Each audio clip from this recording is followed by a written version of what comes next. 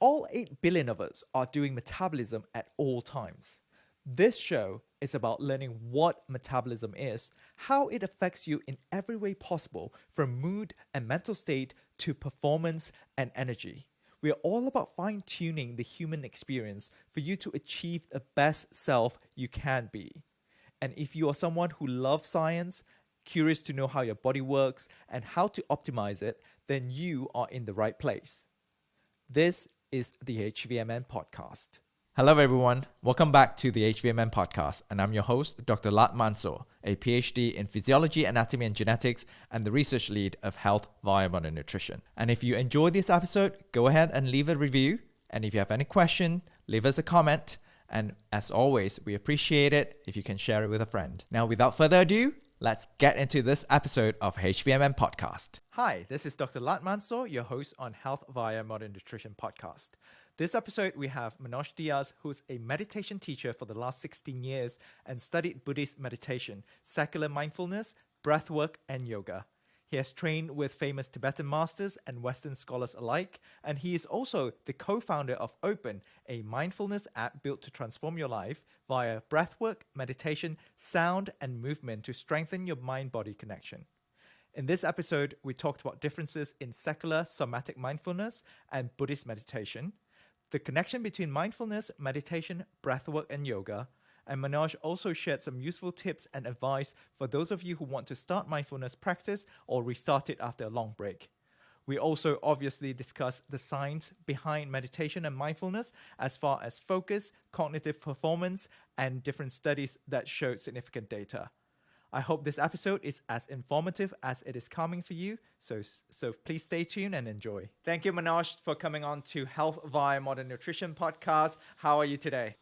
I'm doing great. Very excited to speak to you today. I'm super excited to talk everything breath work, everything mindfulness, meditation. I myself, I'm personally very interested in, and I'm sure our listeners are also very interested in, as they are interested in health and fitness, and obviously mental health and how we practice, certain practices to maintain mental health as well as improve it would be a very big interest in this population as well. So before we go further, could you please let our listeners know what your background is, what your story is? Yeah, sure. So I am a writer, I am an author, I am a meditation teacher of roughly 15 years.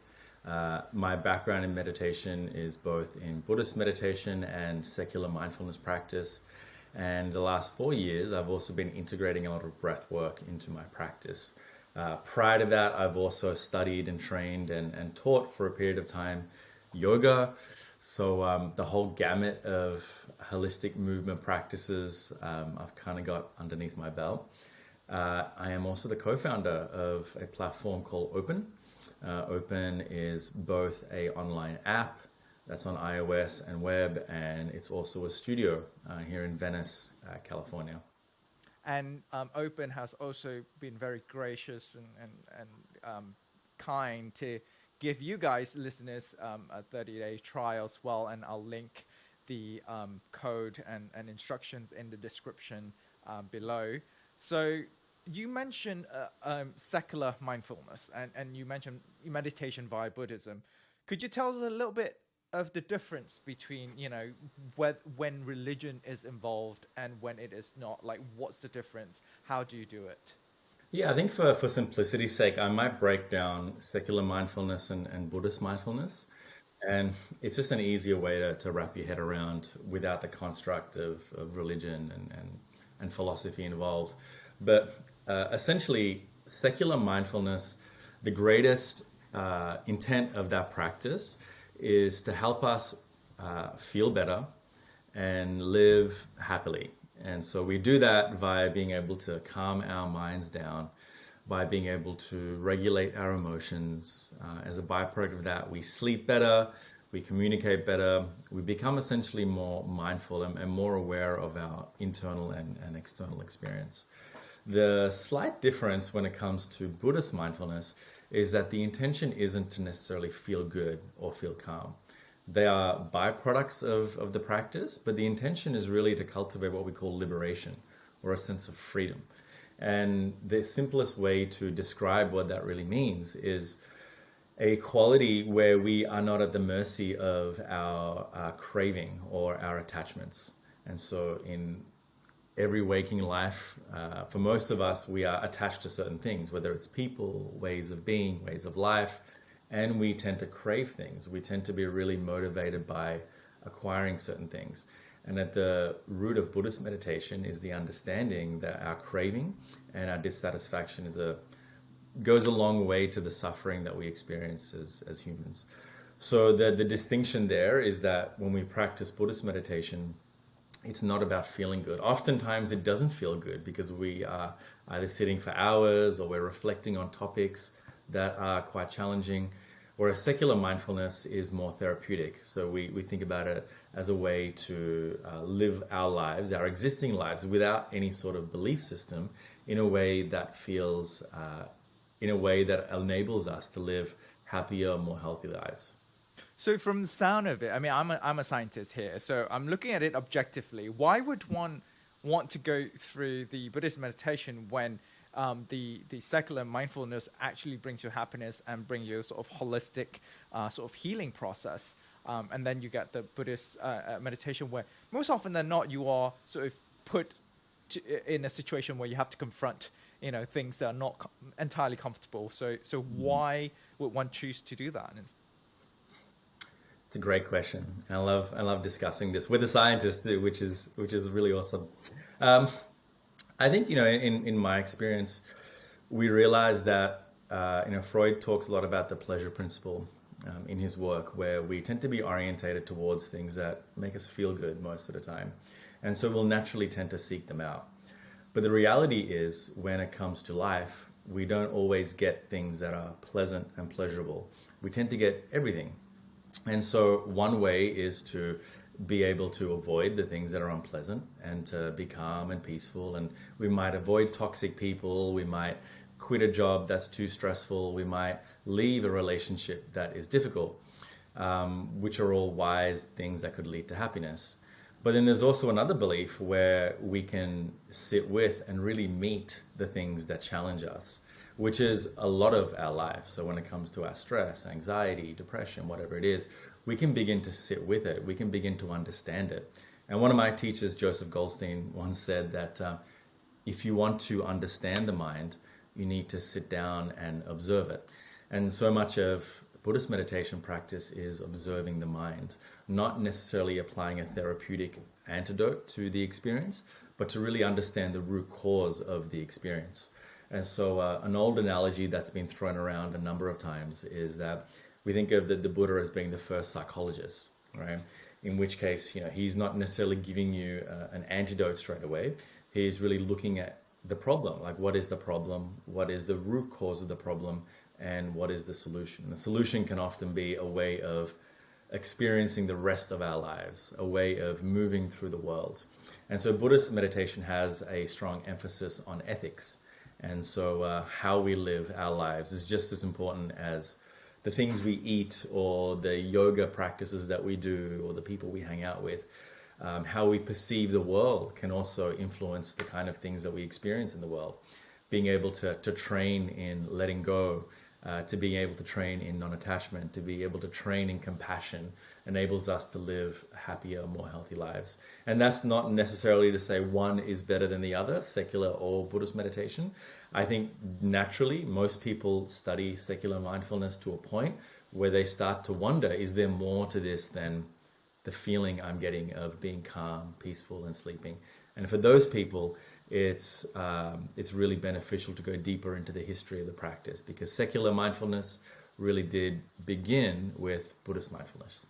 And this is such a great explanation. Thank you so much. And it makes so much sense because I grew up, my mom's family are mainly Buddhist. So, obviously meditation has been around and I've known of it. I haven't really practiced it until last year. And I noticed there are two different types of meditation when I started, well, at least when I started exploring it. One is essentially more of a manifestation sort of meditation where you project what you want to be, how happy you want to be, and all of that. And very attachment focus, if you would. And then the other side is essentially detachment focus, where you are taking yourself out and seeing your thoughts as a third person and really understanding that whatever happens in your life, that the event itself is neutral, and that you are essentially having the full power of taking action and having an influence over the event rather than letting the event affect you emotionally and causing emotional distraught. Is that correct as what I'm saying? I mean, I'm a newbie here, when it comes to meditation. So that's what I noticed. One is very much like, focus on the worldly matters, and then the other one is very like detach yourself from the worldly matters so that you can free yourself from the sufferings and pain. I'm not sure what the practices specifically that you did were. There are so many different lineages of Buddhism, and so from different parts of Asia and South Asia, Southeast Asia. So I'm not sure exactly the type of practice, but essentially you can boil down Buddhist meditation to the cultivation of two things: wisdom and compassion. And you cultivate those two things, you're able to what we call achieve nirvana, which is not necessarily a place that you go to, but it's a way of seeing. It's a clear seeing. So vipassana is actually another word, not nirvana, sorry. Vipassana is the word that we use to cultivate this ability to see clearly the nature of our experience. And we see the nature of our experience because we have the wisdom to understand how the world kind of exists, how the world works. An example of that is that we know that everything that is born will eventually die. And so there's a way to depersonalize that experience. When we say, my body is changing, it's not necessarily my body. It's like everybody's body is changing. And it's my body isn't what it used to be when I was 18 or 19. When we talk about my financial situation is changing, and we tend to create such an identity around our worldly experiences. What the practice of Buddhist meditation does, it enables it to see a little more clearly. It enables us to not detach, but not be attached. Detach has the energy of I'm cutting something away from me, whereas non-attachment is like we can enjoy this for everything that it is at this moment and realize that eventually it will end. And so an example of that is relationships, romantic relationships. We can often, the moment we fall into a romantic relationship, we can feel so happy and so content, but then we start to get scared that, oh, what happens if it ends tomorrow? What happens if something happens to them or I? I don't want this to go. And then we start to really cling onto that experience. And that clinging causes the tension and causes us a level of suffering, whether it's anxiety or tension or stress, whatever it is. But through a way of seeing, a way of clear seeing, we realize that I have a brief moment with this individual. How can I live my life with them to the fullest? And there's a level of compassion that we bring into that for sure, but there's also the wisdom to really appreciate each moment along that journey. And I think the key here is essentially be present, right? If you are so worried about what is to come and what is in the future between two people, you often forget that you are spending time, quality time, at this moment, this present moment, with this important person, and that you are not actually appreciating or fully appreciating this moment, and that's what's causing more anxiety in the long run. Right.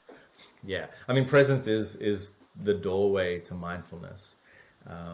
We begin to experience the world from this moment. We realize we're not thinking about the past, or we're not being anxious about the future. When we're deeply present, we can begin to really open the doorways to experience what we call mindfulness. In your bio, you also mentioned something called somatic mindfulness. Is that something completely different, or is that related? Like, what is somatic mindfulness?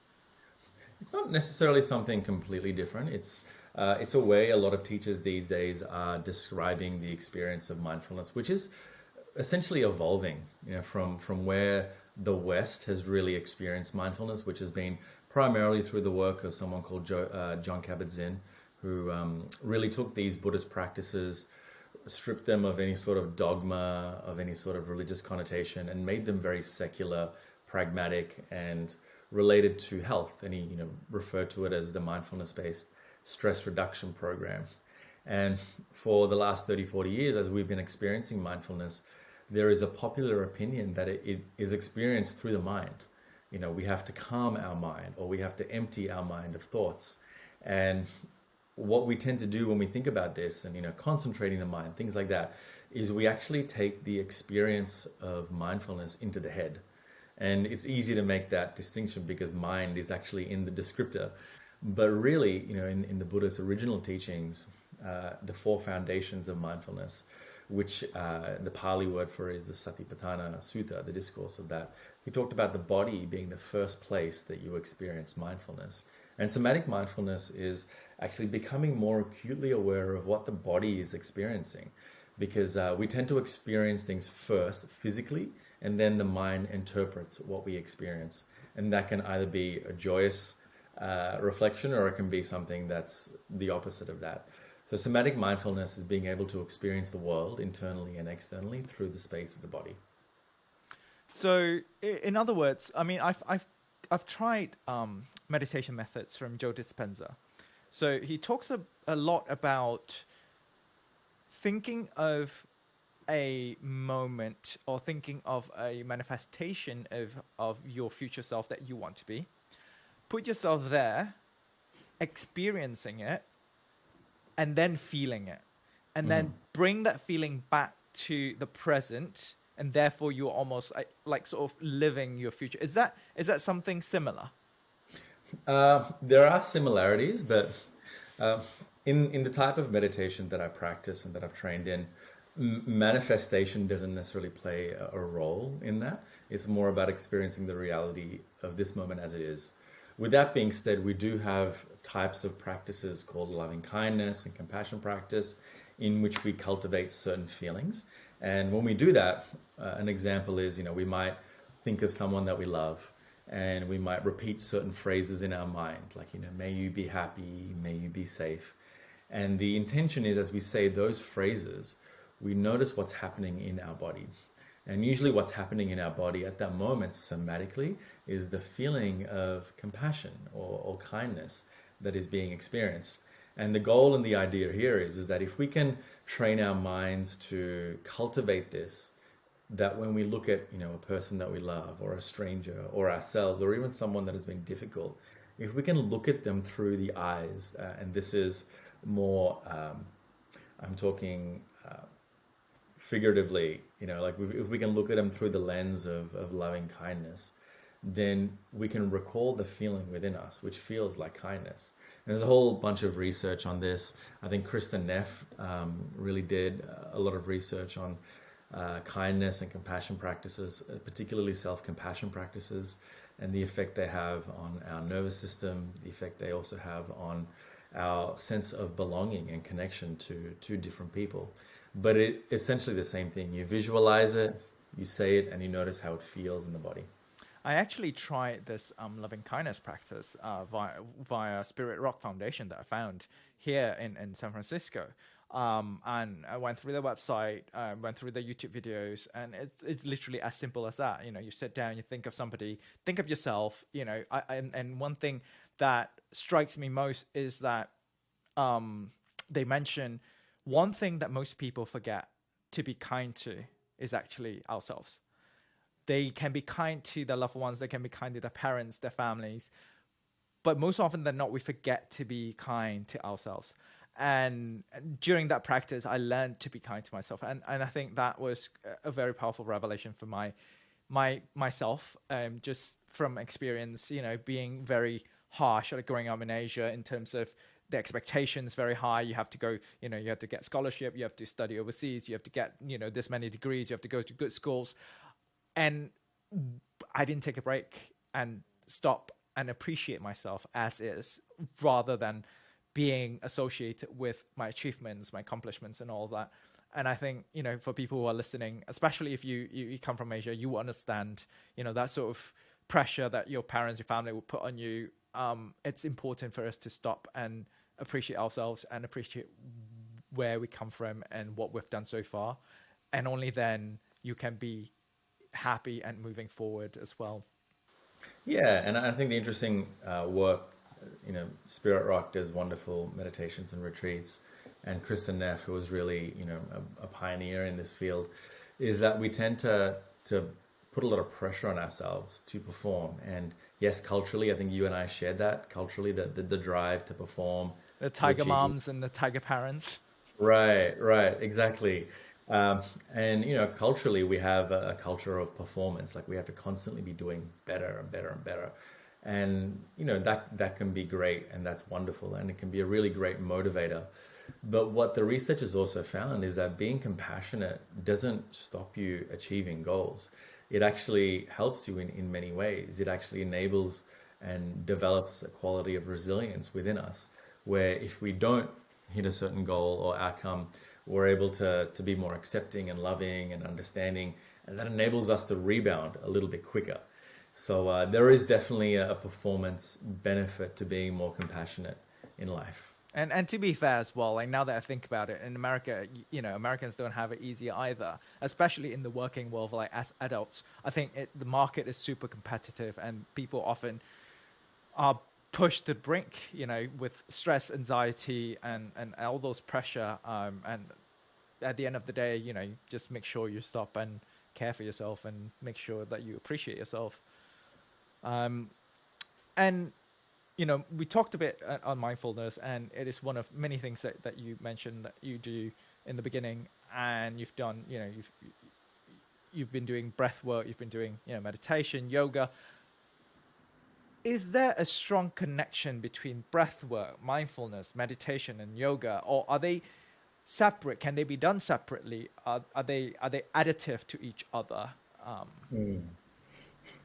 Yeah, I think yes to both of your both of your questions. Individually, they both have tremendous benefit. They've been done for thousands of years. They haven't necessarily been developed overnight.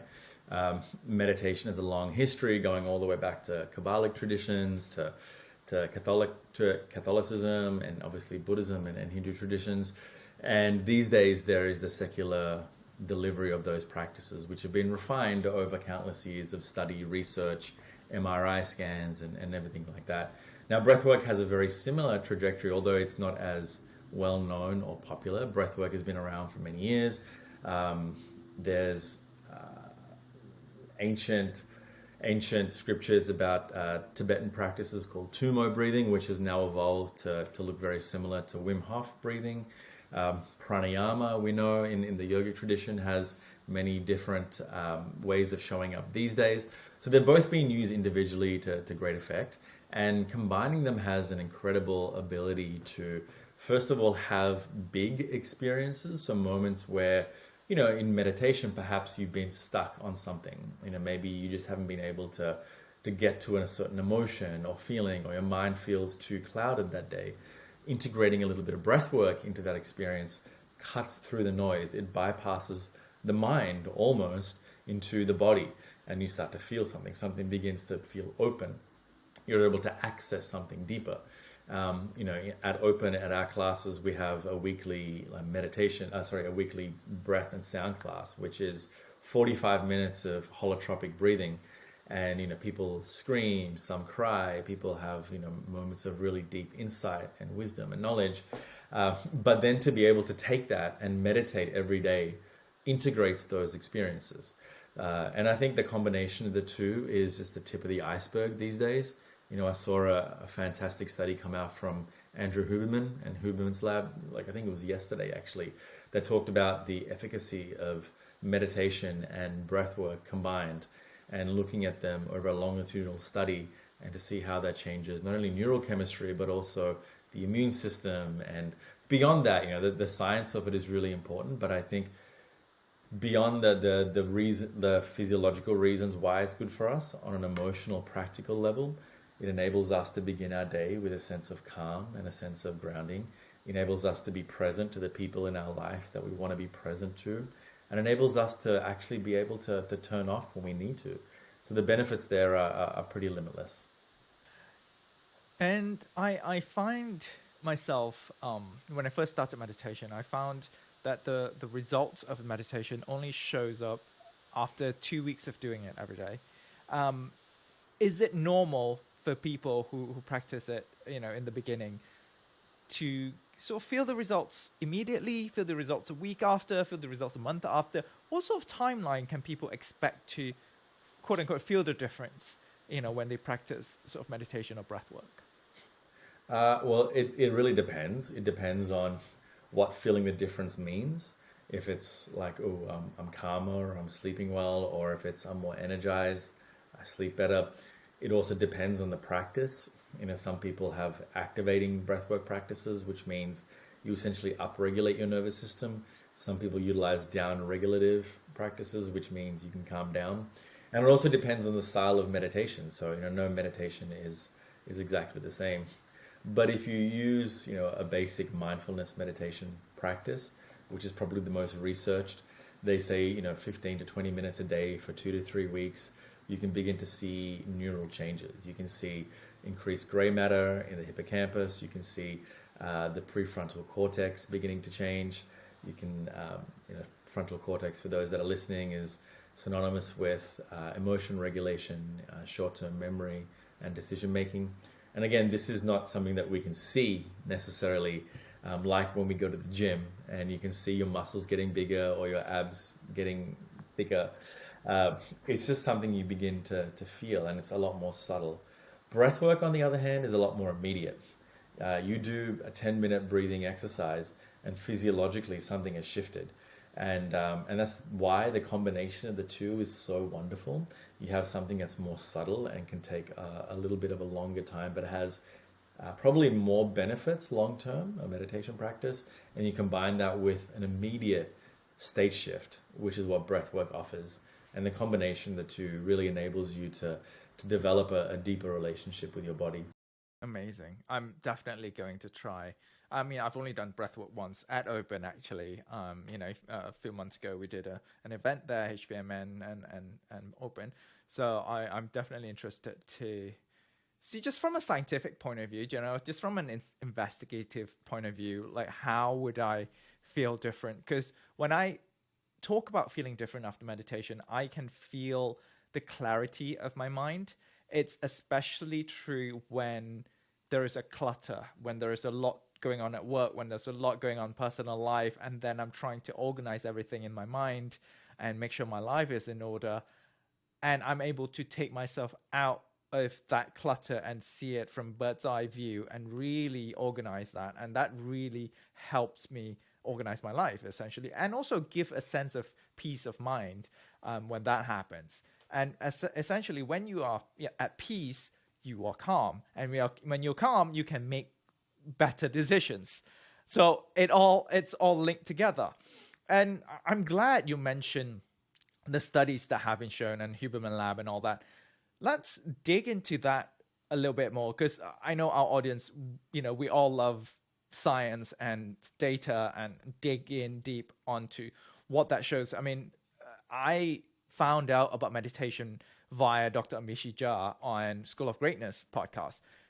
She actually works with military and introduced 12 minutes of meditation practice, loving kindness sort of practice per day to increase focus in the military. And that was when I was like, maybe there's something there, from a scientific point of view, from a neurological point of view. And then I started looking more into that, and then ultimately, practicing it myself and actually benefiting it from myself. So, you probably know way more on the different studies that shows, that really connects the science, the physiological changes with the practices. Could you share with us what are some of the studies that showed significant results? Yeah, I mean, there's so many different studies at this point. I think it's over 5,000 I heard being quoted at some point. But I think one of the ones that, one of the first ones that I read that really began to change how I perceived mindfulness was a study, and I'm trying to think who it was out of Harvard. I'm trying to think of the name of the researchers were, and I think it's the research study itself is called "A Wandering Mind is an Unhappy Mind," I'll find it. I'm sure it'll click back in after I explain it.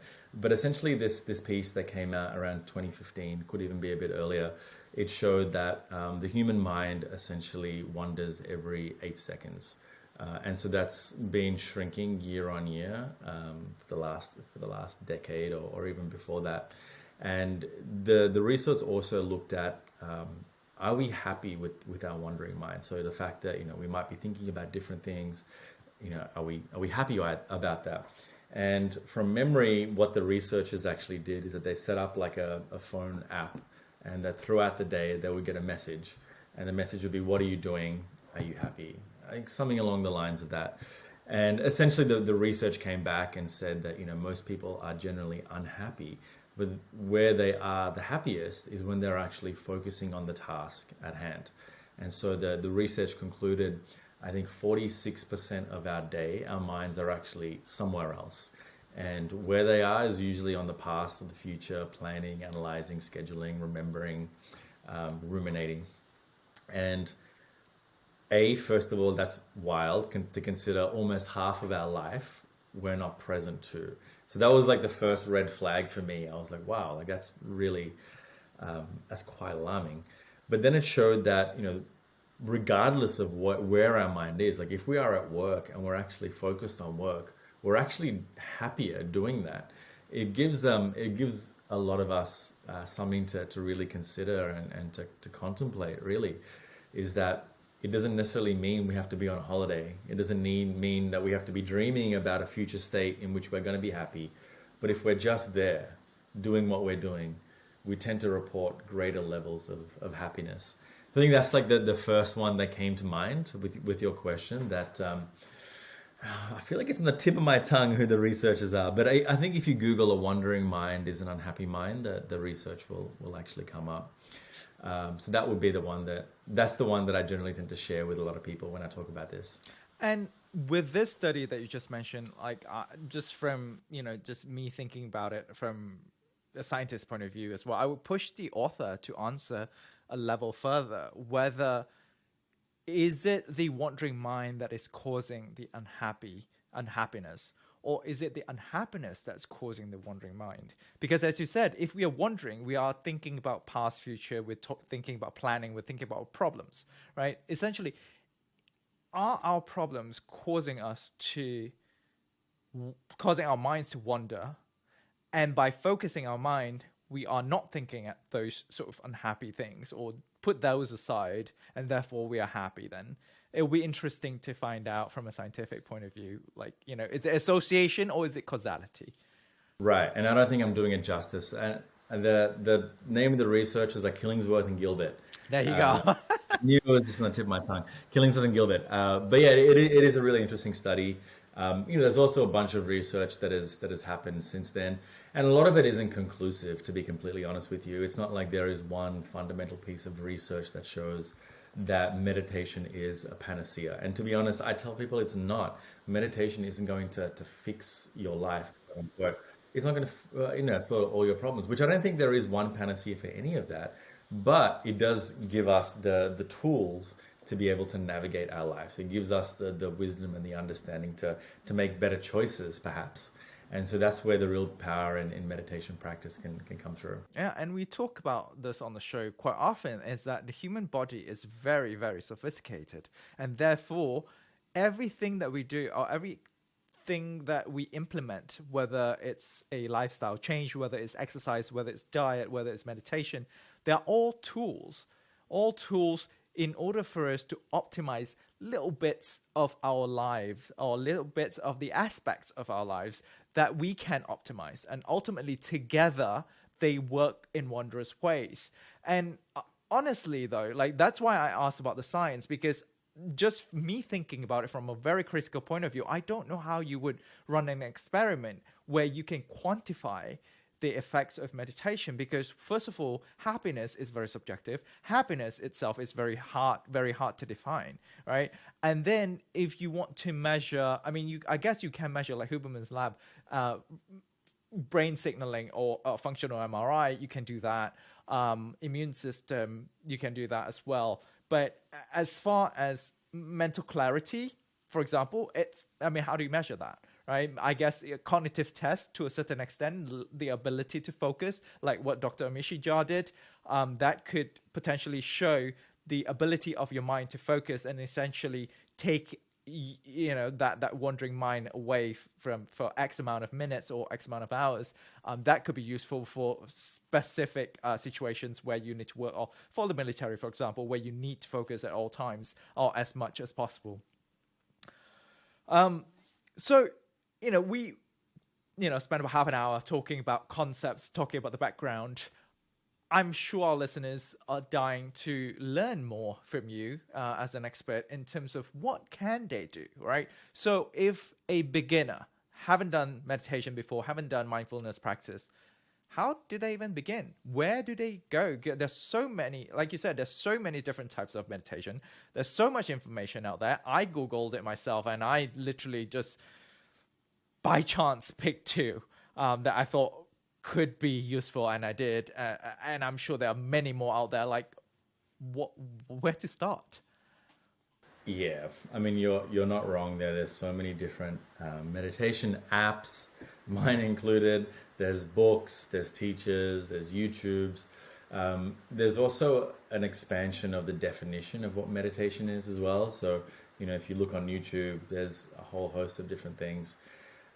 I tend to lean towards things that are verified or are backed by thousands of years of some sort of research and development. And so for me, mindfulness has a lot of evidence bases to it. And also Buddhist meditation is 2,500 years old. But it might not be for everyone. Some people might connect with different styles and modalities and practices. I think a good place to begin is to ask yourself, what is it that I want to feel? And so if what I want to feel is I want to feel well rested, as an example, then you might start to look at practices that really help you with regenerative sleep and with regenerative rest. If you are looking for overall calm, mindfulness has been shown to be at the forefront of some of that, the benefit of the practice. So you then might start to look at who are the people that are notable in this area. And so if you like to read books, mindfulness has a lot of luminaries, but Sharon Salzberg is a really famous teacher, Joseph Goldstein, Jack Kornfield from Spirit Rock. There's a whole host of mindfulness teachers that are really well known. Or if you're younger demographic and an app is where you would probably go to first, then you could download a bunch of different mindfulness apps. Then it really comes down to what you connect with. It's so objective, really, when sometimes you need a specific sounding teacher to guide you in a practice, or you need a technique that has music in the background because your mind wanders too much. But where I tell people is to first start off by thinking about how much time you can dedicate to a meditation habit. Because it's not something you can do just once a week and think it's going to change your brain. It's not going to happen. As I'm sure all the listeners on your podcast know, it's something that takes practice and is a habit change. So it's a behavior change. And so if you can dedicate 10 minutes a day to a practice, then choose a technique that you feel like resonates with you, with the goal that you want to achieve. And so 10 minutes a day, every single day, is a small investment in something that can genuinely begin to change your life, not only internally, but also how you experience the world. And then it takes commitment because life gets in the way. You have kids, you have families, you have sleepless nights, you have too much coffee, all sorts of things. And then it becomes a real invitation to look at how you function. I always tell people, if you don't have 5 minutes in your day, then you have bigger problems than meditation. You really need to look at where your time is going. And so it doesn't have to be in the morning, it can be at night, it can be in the afternoon. But find a practice that you resonate with, find an amount of time you can dedicate, and then you have to show up consistently. And as you said, 2 weeks, you began to see some sort of changes. You might begin to see it after a week. But it also might not be you who sees the change. It could be your partner that's all of a sudden saying to you, you're less of a jerk. Or someone at work saying, oh, you're actually a lot calmer and nicer. What happened? And so there's a whole host of different ways you can begin to validate your practice. But, what I will say is a combination of meditation and breathwork can be a real game changer because beginning with some sort of breathwork will wake up your body, will, give you that sense of having some energy in your day. It'll clear your mind. It'll also give you that state shifting feedback that, oh, something is happening. And then being able to sustain that with a meditation practice is yeah, amazingly beneficial. Yeah. Thank you so much for the advice. And I definitely feel that the awareness of your body or the awareness of your mind when you start meditating, I think that like just consciously being aware was very helpful for me. Just in general, knowing where my body is, what my body is feeling, where my sort of thoughts are, that really helps me sort of resonate with that meditation style and be able to identify the changes. But it's funny that you mentioned about people around you that notice your change. Imagine like nobody says anything to you that you've been a jerk, and then one day it's like, actually you've been quite nice today, like you've been quite nice these days, like for the past week, what have you done? That would be a pleasant surprise, wouldn't it? It's funny you also mentioned adherence and consistency, because honestly, I have sort of slipped from maybe before Christmas up until now. And this morning I woke up without actually thinking that we're going to, I mean, I know that we're scheduled to have this conversation today, but I didn't even think about it. I just woke up this morning. I was like, you know what? I'm going to start meditating again. And I did. I did my morning meditation. And now that we have this conversation, it's sort of come full circle. I'm like, you know what? It happened for a reason. And you also mentioned younger generation, and now like you said, for people who are specifically looking to be calmer, or someone specifically looking to have better sleep, they would search for, say, meditation for better sleep, right? But obviously, when we're talking about younger generation these days, Gen Zs, they are easily distracted. They always have a wandering mind, and most of all, they are always on social media, and that sort of instant dopamine hit, and it's both physiological and psychological. How would you advise them to get off of that social media, and like how would you entice them to choose meditation, take 5 minutes or 10 minutes away from that social media scrolling and do meditation for their own good? Yeah, I don't think it's just Gen Z. I think it's all of us actually that are creating that dopamine hit. Um, I think this is a natural evolution of mindfulness, is that we're moving in a direction where we're expanding the doorway to it. Before it felt very exclusive. It felt like you have to have a calm mind to practice it. But the research now is pretty, it's not conclusive. It's still in its infancy, but we're learning the power of sound, and how sound waves and binaural beats and sounds like that can get us into certain brainwave states that can enable us to experience calm in different ways. We know breath work, and we know certain breathing patterns can get us into a certain physiological state, like the kind of exercises the Navy SEALs are learning to enable them to calm down and to be able to dive deeper and things like that. And then we also know that things like social connection can also get us to places where we're having almost flow state like experiences. And so the evolution of mindfulness is going to be much more broad. It's not going to be just, I have to go and try and tame my mind. It's that in community, how can I begin to experience these qualities of mindfulness? And that will take time, but I think there is much more conversation these days than there was 15, 16 years ago when I started. It was like this weird woo-woo thing that, people were like, oh, he's a meditation teacher. Be like some sort of dirty secret. But now it seems like everyone is talking about their mental health. Code word for cult. Right, right. And the fact that people are a lot more open about mental health these days, I think is the doorway to people starting to take up practices like mindfulness. I get to interview all these doctors, scientists, and cool people in this health and fitness industry all made possible because of this podcast that is funded by the company I work for, which is Health via Modern Nutrition, or H.V.M.N. And it is not that they pay me to do this, but I genuinely love and believe in the product Ketone IQ. I use it every day before my podcast, before my workout, or even after my workout for recovery. There hasn't been a single supplement that can give me such a drastic change in subjective feel within minutes as much as Ketone IQ has. For those of you who do not know me, I'm from Malaysia, I got my PhD from the UK, and my passion is in science and chronic diseases.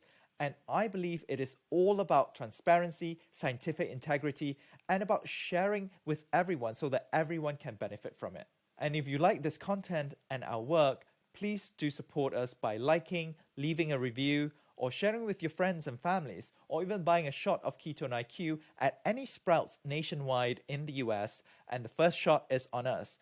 Just scan the QR code and you'll get your money back for your first shot. You can also use the code HVMNPOD20, that is HVMNPOD20, and get 20% off your first purchase at the H.V.M.N. website. Another question in terms of that practice as well, very similar. Just now I asked about how do you start, right? So, but for people who have experienced it, they know the benefit, they really fell in love with it, but as you said, life happens. They've been taking a year break or 2 years break, and they want to get back to it, and they just can't, they don't find the motivation. I've got a friend, a really close friend. He's struggling to get back to it. He wants to, but he's struggling.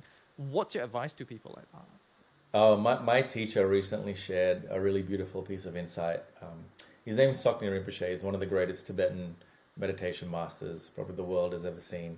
And his father, Tuku Uga Rinpoche, was arguably one of the greatest as well. And he said, we place so much focus on trying to be perfect with our practice, whereas if we can give 5 minutes of really deep attention, that's enough that day. We don't need to struggle for 20-30 minutes to try and tame the mind. If in 5 minutes we're able to get a taste of it, that's great. Like, try a couple of hours later, another 5 minute sit. And so you can break it up into chunks. I tend to wake up in the morning and I'll do like a longer practice. But the days that I can't, I'll do a 5 minute practice here, a 5 minute practice here, a 5 minute practice there. And this is just one modern way that we can begin to integrate mindfulness into our day. And then it's a recognition that it's like riding a bike. Like, once you know how to do it, you don't fall off. It just takes a little while to get back on and get used to the wobbliness and the distracting mind, and just keep coming back. Like, that's really the training when it comes to mindfulness and meditation, is that the healing is really in the return. What's your practice? When you're talking about, you take 5 minute chunks, do you sit down and shut everything off, or do you have music with it, or how do you practice? I have a 30-minute practice in the mornings these days. And so I begin, it's more of a traditional Buddhist practice, but I'll begin with, we talk about refuge vows, which is just essentially saying that, I'm taking refuge in this practice, so I can achieve enlightenment, so I can find clarity of mind. And then I'll do a 10-minute breathing practice. And the breathing practice is called vase breath. It's a practice in which we down-regulate our nervous system, so we bring more awareness from the head into the body. And then I'll do a 10 to 15-minute somatic practice, where I'm just noticing what my body is feeling like today. If there's any physical signs, if there's any emotional sort of symptoms, whatever it is. And then I'll move into a practice called shamatha, without support, which is an open eye practice in which I'm not necessarily focusing on one particular thing. I'm trying to just become aware of what's arising in my experience, whether it's thoughts or sounds or sensations. I'm just staying present, not trying to change anything, and just being observant of what's coming and going. And that's with open eyes, you said? That part is with open eyes, yes. To achieve that level of concentration and being able to not wander around, that's great. Yeah, I don't think it's necessarily a difficult practice. It just takes a bit of time. That's all. And it's interesting you mentioned about you can break it to chunks. You can, especially when you're restarting or when you're starting, do a smaller amount of time and then build it up on top. So the next question, and I'm sure a lot of our listeners would be curious about, is how long is effective? How long and how often do you need to Mm. practice it in order to really benefit it? Is it something that once you stop it will taper off the effect, or would it go away right away? How should we actually view it? I think we should view it not as something that we need to do, but it's a way of really transforming how we experience the world. Once we develop mindfulness, we realize so little of it is done on the cushion or on the bed. So much of it is done in day-to-day life. We can do 5-minute practice throughout the day with the eyes closed, but really the real practice is being able to be really present to someone when you're talking to them, or to be able to regulate your emotions when you're in traffic, or to not be, trapped in negative thought patterns when we're at work. And that's really the evolution of our practice, is taking it off the cushion and relating it to how we move through the world. So yeah, I think that getting away from the view that it's something we have to do to a place that we can get to. Yeah, that's great advice, because a lot of people, including myself, view it as, okay, it's like workout, right? You work out 1 hour per day, 3 days, 4 days, 5 days a week, and then you start to see this result, and then it's physical change, that sort of thing. And for people who have not practiced it and experienced it, that's the closest sort of relationship that they can sort of relate to, or relevant Mm. comparison that they can relate to, in order. So Mm. it's good that you clarified the the way we should view these practices is not the same as physical exercise. It's essentially something that we ought to do on a daily basis anyway, whether we're doing consciously or subconsciously. And this is just taking it out and do it consciously and put our mind in that situation where we have to be more aware of what we do and what we think about. Yeah, and the way I would think about it is not so much like it's a workout, but more that it's like brushing your teeth. It becomes something almost unconscious after a period of time that we do, that we know will be of benefit to just the people that we interact with and ourselves. And it's not something that we debate. When I wake up in the morning, I don't think, oh, I don't really feel like brushing my teeth today. It just becomes something that you do. And so mindfulness essentially is the same thing. It becomes just the way that Live we our move lives. through Yeah, life. that's great. Um, we talked a lot about the mental aspect of things, right? And I know you do yoga as well.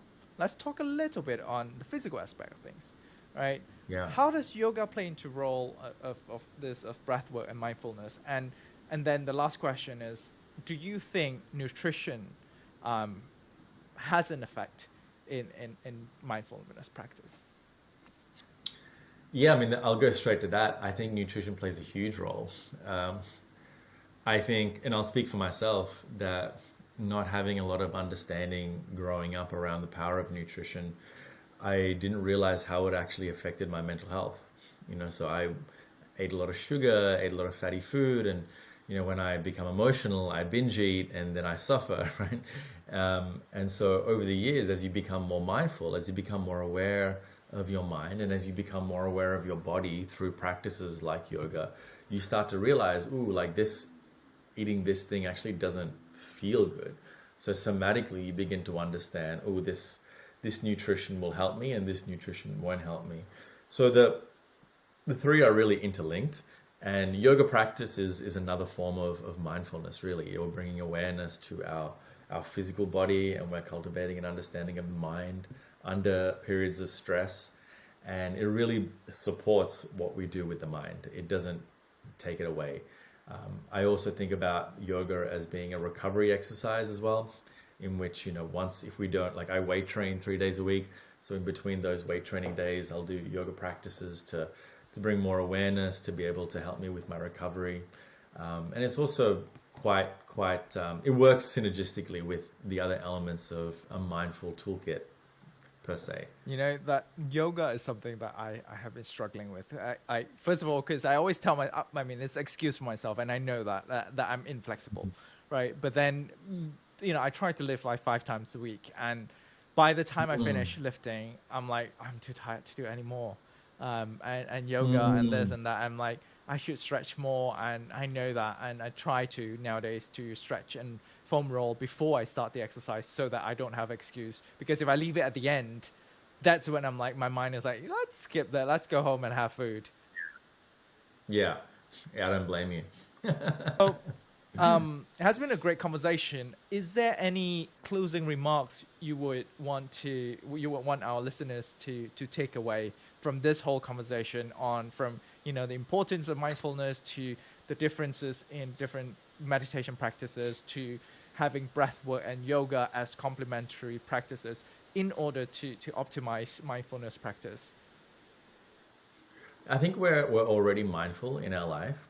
We are mindful without really knowing we're mindful, whether that's, playing with our children, whether that's in flow states with something that we're really deeply interested in, whether it's making love. These are elements where we bring this quality of mindfulness to it.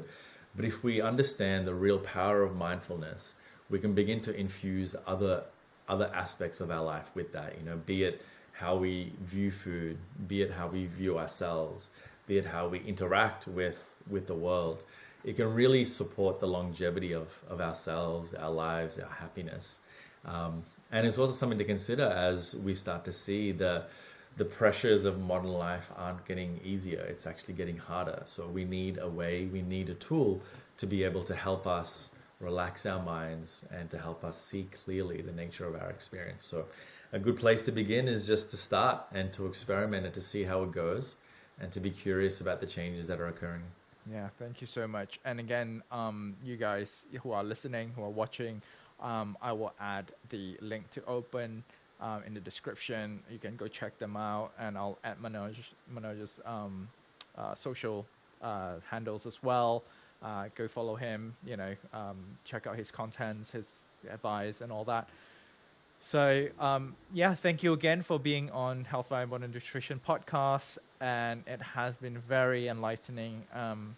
And thank you.